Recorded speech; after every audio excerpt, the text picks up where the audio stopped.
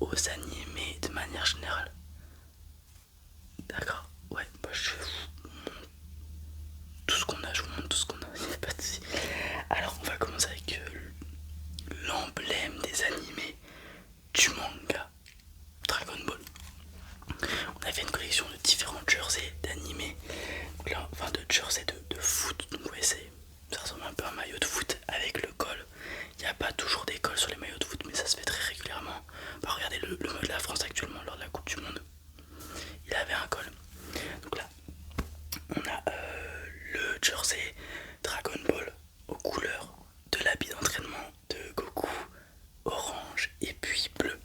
Il y a plein de références à l'animé dessus. On voit ici la boule de cristal, la Dragon Ball numéro 4, très liée à Son Goku et à Gohan aussi notamment.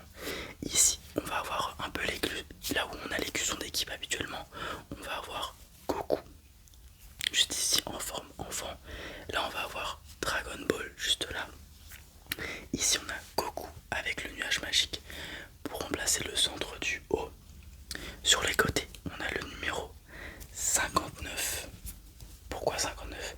Parce que 5 en japonais c'est Go, 9 en japonais c'est Gu. Enfin, bon, bref, il y a une signification. Le chiffre 59 est lié au nom Goku, enfin, du moins, ça se ressemble. Et du coup, c'est pour ça qu'il est bloqué juste ici. Ici, on a un kanji. Non, je sais pas, c'est le kanji de quoi? Arts martiaux, quelque chose comme ça.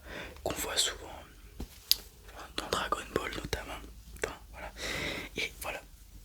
Sur le côté, on a la couleur bleue qui revient avec des petits traits orange. Voilà, ça rappelle la tenue d'entraînement de Goku. Ok, très atypique qu'on connaît tous.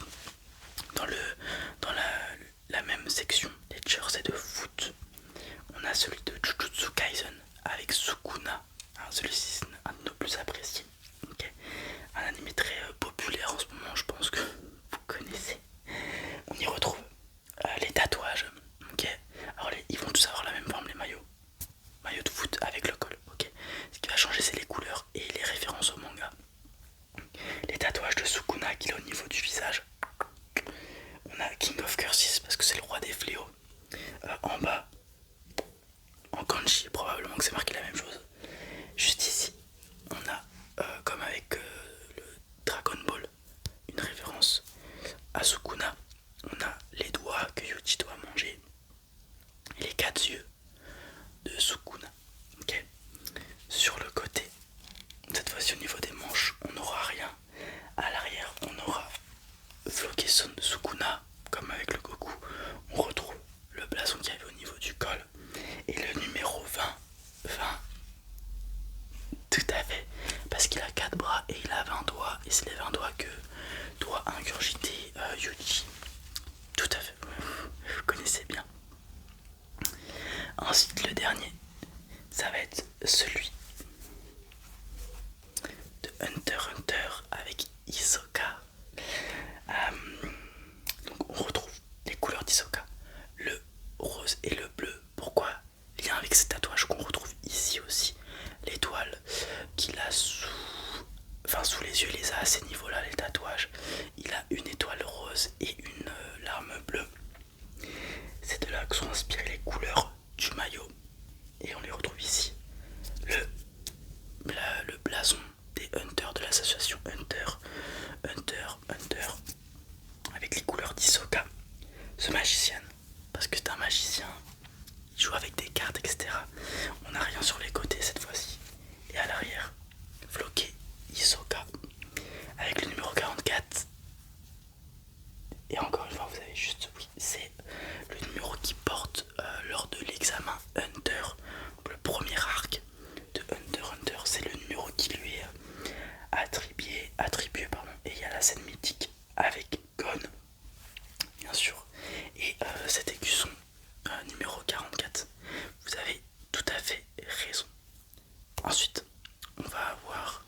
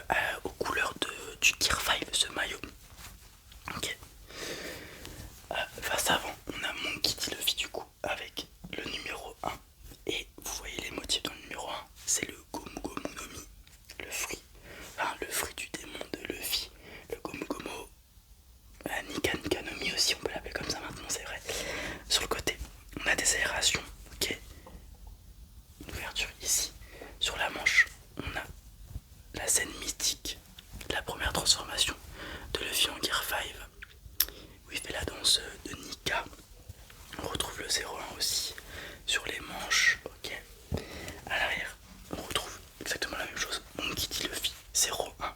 Voilà. Un maillot très apprécié, Gear 5, hein, bien sûr. Et tout en bas, on a un petit chapeau de paille, un petit écusson, le Gomu Gomu no Mi. Voilà. Voilà, maillot très apprécié, un peu plus jersey, un peu plus type baseball, hockey, etc. Celui-ci il est beaucoup plus ample et plus épais aussi. Okay. Ensuite, en parlant de baseball, au baseball ils ont souvent des sortes de chemises en jersey aussi. Et donc on a des chemises de baseball. Là on a celle de Jujutsu Kaisen. C'était la collection lors de la première saison de Jujutsu Kaisen. Puisque vous allez voir après, on a Tokyo, puisque c'est l'école de Tokyo où ils sont, l'école d'exorcisme de Tokyo. Ici on a un petit logo. Là on retrouve le baseball avec un patch baseball et Jujutsu High School. Voilà, très très cool. Et les motifs ils vont être notamment à l'arrière, puisqu'à l'arrière on retrouve les personnages principaux emblématiques, on va dire, de la première saison. Enfin du moins on retrouve les écoliers de l'école d'exorcisme de Tokyo, puisqu'on a Yuji, Nobara, pardon, Megumi, Inumaki, Maki, et puis le panda, qui sont tous écoliers à l'école d'exorcisme. Lors de la saison 1, il n'y a pas malheureusement notre ami Gojo, puisque c'est pas un étudiant, c'est un professeur, mais aussi Yuta, puisque dans la saison 1 on ne le voit pas. Donc on a les secondes qui sont en haut et les premières qui sont en bas. Sans Yuta, on retrouve Tokyo, le baseball, Jujutsu High School, et voilà. Très cool comme chemise, et elle tient pas chaud pour l'été, c'est plutôt cool. Vous pouvez l'ouvrir aussi, c'est une chemise, et voilà, très très cool celle-ci. Et on a aussi en Pokémon cette chemise avec un Pokémon très apprécié, pardon. Le numéro 94, vous l'avez. Ectoplasma, effectivement, ouais, ça se voit aux couleurs aussi. On retrouve la même idée sur la chemise, les traits verticaux. Ah, ici probablement qu'il y a marqué Ectoplasma en japonais ou quelque chose comme ça. Là on a son numéro 94, ok. Il y a un petit dégradé, très cool. Et derrière, c'est là où on va voir tout le motif aussi, puisqu'on a un énorme ectoplasma floqué qui tire la langue. Ah, super cool. On a une Pokéball aussi sur le côté. Aux couleurs d'ectoplasma, ça fait un peu Master Ball du coup. Voilà. On retrouve son numéro encore une fois, les gritos et le gros ectoplasma avec le dégradé de couleur encore une fois. Elle est vraiment sympatoche, celle-ci. Tous les fans de Pokémon à chaque fois nous la prennent, puisque l'ectoplasma, Pokémon très populaire de la première chaîne, que tout le monde apprécie. Et franchement c'est un pur kiff total. Je vois que ça vous a fatigué un peu la veste, enfin la chemise Pokémon. Si vous voulez, on a, voilà, c'est les vêtements qu'on avait, que j'avais à vous proposer. On n'a pas que des vêtements, on a aussi des accessoires, notamment des casquettes Pokémon. On a beaucoup, alors je pourrais pas vous dire tous les Pokémon qu'on a parce qu'il y en a énormément, avec des casquettes, avec tous le même pattern. Casquette simple, une broderie à l'avant, une broderie à l'arrière, et on n'en parle plus. Tout ce que je peux vous dire, c'est qu'on a plein de Pokémon, notamment des starters, etc. On les a pas tous, mais je suis certain, sûr et certain qu'on a tous les légendaires. Donc, tout ce qui est Miraidon, Koraidon, Rayquaza, Deoxys, Reshiram, Zekrom, Articuno, etc. On a tous les légendaires en casquette, j'en suis certain. Et après il y a d'autres petits Pokémon, il y a une Noctali, il y a une Ectoplasma, ça c'est certain. Et voilà, tous les Pokémon un peu populaires aussi, on les a. Voilà. On les a pas tous. Donc là on a la Rayquaza.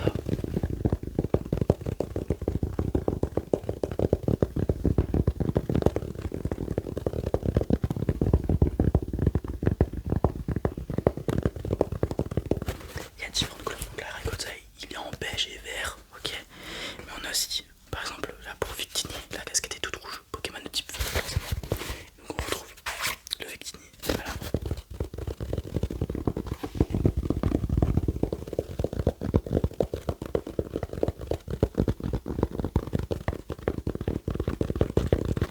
Ok. Est-ce qu'il y a des choses que vous voulez tester ou quoi que ce soit? Alors les casquettes, je les ai pas tous avec moi. Pas toutes avec moi, pardon. Faudra aller dans la section casquettes. Elles y sont tous. Il y a un énorme mur avec toutes les casquettes, c'est vraiment magnifique. Donc faudra aller voir là. Je pourrais vous aussi amener si vous voulez. L'ectoplasma, est-ce que c'est du... Ah non, c'est pas votre taille. Non, c'est trop grand là. Vous voulez... En S, je